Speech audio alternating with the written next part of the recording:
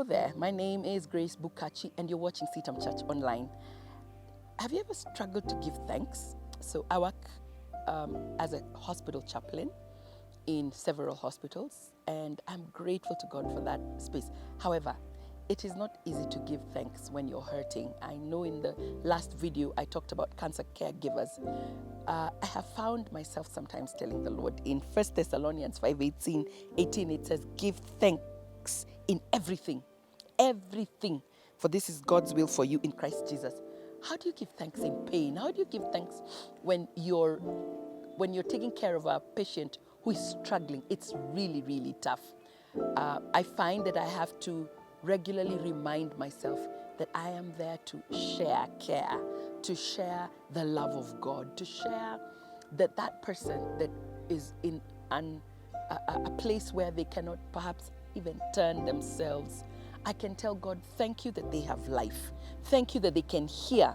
Thank you that we can sing a song. Some of them are able to sing a song in a family setting as a parent. How do you parent when things are really thick? Many times the easier mode is to grumble or to find wrong or to fault find. I find that if I intentionally pause and say, Lord, thank you for this particular situation that is driving me up the wall, I get a brighter and I get strength and I'm not weighed down. Thanksgiving is a key to life. Hear me. Thanksgiving. No wonder Paul, writing to the Thessalonians, says, give thanks in everything. Because he knew that the default mode is getting upset. Find an opportunity to give thanks. Imagine you and I can swallow saliva without thinking about it. You and I open our eyes and we can see. Perhaps if you're watching me and you're blind, you and I can listen and hear, or you're hearing impaired. You and I, perhaps you have sight. Find something that you can thank God for. Intentionally.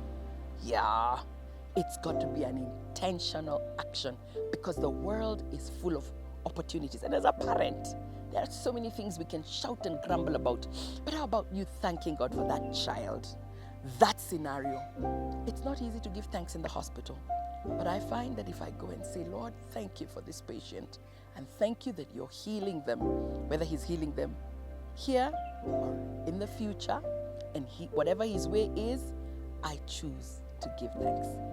Choose to give thanks. God bless you. I will see you next time on CITAM Church Online.